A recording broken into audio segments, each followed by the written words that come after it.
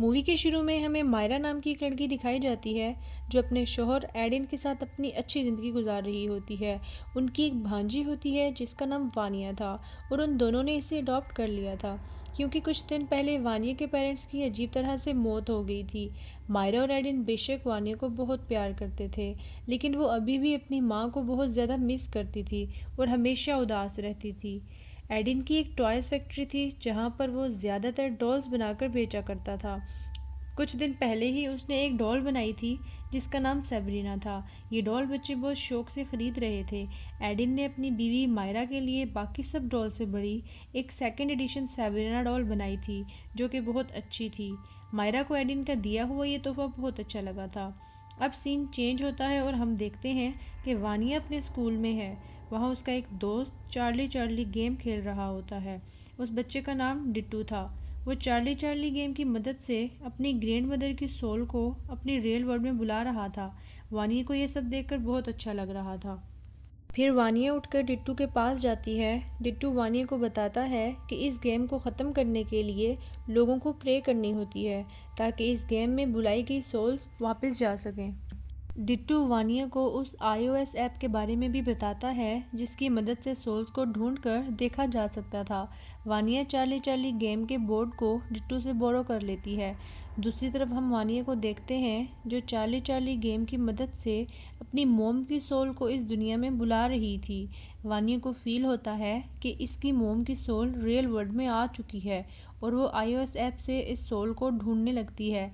जाहिर है ये ऐप फेक थी। वानिया को अपनी मदर के बजाय अपनी आंट मायरा दिख जाती है। मायरा वानिया को उसके कमरे में सुला देती है और सोने से पहले उसे सेबरीना डॉल भी देती है। जब वानिया सो रही थी तो हम सेबरीना डॉल की आइज़ को मूव करता हुआ देखते हैं। It means Charlie Charlie game से वाकई कोई सोल आई थी और अब वो सेबरीना डॉल के अंदर थी। नेक्स्ट डे हम सेबरीना डॉल को घर में अपने आप जगह बदलते हुए देखते हैं जिसे देखकर वो डर जाती है।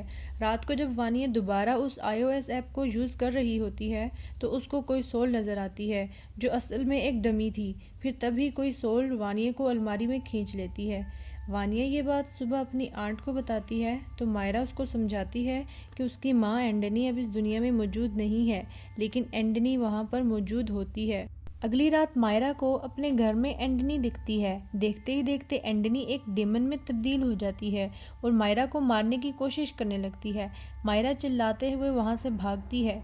ये आवाज़ सुनकर एडिन भी वहाँ पर आ जाता है। ये डेमन उन दोनों पर अटैक कर देता है और ये डेमन किसी तरह भी उन्हें जाने नहीं देता, लेकिन ये लोग किसी तरह अपनी जान बचाकर वहाँ से भाग जाते हैं।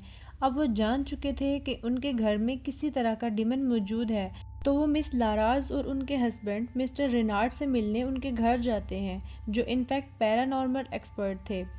मिस लाराज फ़ौरन उनके साथ उनके घर जाती हैं और वहाँ चार्ली चार्ली गेम की मदद से एंडनी को वापस उसकी दुनिया में भेजने की कोशिश करती हैं। इसी दौरान चार्ली चार्ली गेम के बोर्ड को अपने आप आग लग जाती है और वो जलने लगता है और घर की लाइट्स भी ऑफ हो जाती हैं। अंधेरे में ये डेमन वानिया को अपने काबू में कर लेता है और वानिया मिस लाराज पर हमला कर देती है ताकि वो ये सब ना करे। लाराज किसी तरह इस हमले से बचते हुए वानिया की बॉडी से इस डेमन को बाहर निकाल लेती है, लेकिन ये डेमन अब आज़ाद होकर इन पर हमला करता है। यहाँ इन सब के दरमियान बहुत फाइट होती है और मिस लाराज इस डेमन को वापस उसी घर के अंदर बंद कर देती है।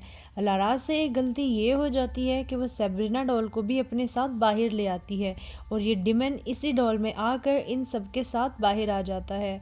लाराज इस डेमन को पहचान गई थी और वो बताती है कि इस डेमन का नाम बागिया है और ये कोई मामूली स्पिरिट नहीं है, बल्कि ये डेमन की चाइल्ड है और ये बहुत ज़्यादा पावरफुल है। यहाँ पर हमें वानिया के पेरेंट्स की डेथ के बारे में भी पता चलता है और लाराज बताती हैं कि वानिया की माँ एंडनी को बागिया ने ही अंडर कंट्रोल कर लिया था और इसी ने वानिया के फादर को भी मारा था। लाराज और मिस्टर रेनार्ड ने किसी तरह मिलकर बागिया को उसकी दुनिया में भेजा था, लेकिन इसी दौरान एंडनी की भी डेथ हो गई थी। वानिया ने चार्ली चार्ली गेम की मदद से एंडनी को वापस बुलाया था तो बागिया का डेमन हमारी दुनिया में वापस आ गया था। बागिया को मारने का सिर्फ एक ही तरीका है कि लाराज बागिया को उसकी ट्रू फॉर्म में विरासत में मिले खंजर से मारे, जिस खंजर को बागिया को मारने के लिए ही बनाया गया था। ये खंजर फिलहाल रिनार्ड के पास था। रिनार्ड को ये खंजर कई साल पहले एक केव में मिला था, जहाँ इस खंजर को खुद एक डिमन के ज़रिए छुपाया गया था। अगले दिन बागिया का डिमन दोबारा एक्टिव हो जाता है और मायरा को अंडर कंट्रोल कर लेता है। मायरा सब पर चाकू से कई वार करती है और ये सब मिलकर मायरा को उसके घर किसी तरह वापस लाते हैं। यहाँ लाराज मायरा को पकड़कर एग्जॉर्सिज्म करती है, जहाँ हमें पता चलता है कि बागिया डिमन को सबसे पहले हमारी दुनिया में किसी इंसान ने ही बुलाया था। और यहाँ मूवी का रुख बदलता है। असल में कई साल पहले एडन का एक भाई था जिसका नाम आर्का था। दोनों के फादर की टॉय कंपनी थी और उनके फादर को हमेशा आर्का के डिज़ाइन किए हुए टॉयज़ पसंद आते थे, जिस वजह से एडन जेलस फील करता था। जब उनके फादर की डेथ हुई तो उन्होंने अपनी प्रॉपर्टी का 60% आर्का के नाम कर दिया और एडन के हिस्से में सिर्फ 40% प्रॉपर्टी आई। इस बात को लेकर एडन बहुत दुखी हुआ और एक मैजिशियन के पास चला गया, क्योंकि वो अपने बड़े भाई को काले जादू की मदद से मरवाना चाहता था, क्योंकि उसको पूरी प्रॉपर्टी चाहिए थी। और उसी मैजिशियन ने बागिया के डिमन को हमारी दुनिया में बुलाया था और इस डिमन को एक ह्यूमन बॉडी चाहिए थी। बागिया ने पहले आर्का को अंडर कंट्रोल करने की कोशिश की, लेकिन आर्का उसके काबू में ना आ सका। इसलिए बागिया के डिमन ने आर्का की बीवी एंडनी को पोजेस कर लिया, यानी उसे अपने काबू में कर लिया। एंडनी और आर्का ही वानिया के पेरेंट्स थे और जब लाराज ने बागिया का मुकाबला किया तो उससे एंडनी और आर्का दोनों की डेथ हो गई। इसका मतलब वानिया के पेरेंट्स की मौत का रिस्पॉन्सिबल यानी जिम्मेदार और कोई नहीं, सिर्फ एडन था। दूसरी तरफ देखा जाए तो बागिया के डिमन को एक और इंसानी जिस्म चाहिए था और वो एडन को ही अंडर कंट्रोल कर लेता है, क्योंकि एडन का जिस्म काफ़ी मजबूत था। पोजेस डिमन इन सब पर हमला करता है और रेनाल्ड किसी तरह एडन के जिस्म से इस डिमन को बाहर निकालता है और फिर ये डिमन अपनी असल शक्ल में लाराज पर हमला कर देता है। और इसी दौरान लाराज विरासत में मिले उस खंजर से बागिया के डिमन को हमेशा के लिए मार देती है। फिर मूवी का एंडिंग सीन दिखाया जाता है और फिर पुलिस एडन को अरेस्ट कर लेती है और फिर हम देखते हैं कि वानी और मायरा हंसी खुशी एक दूसरे के साथ ज़िंदगी गुजारती हैं।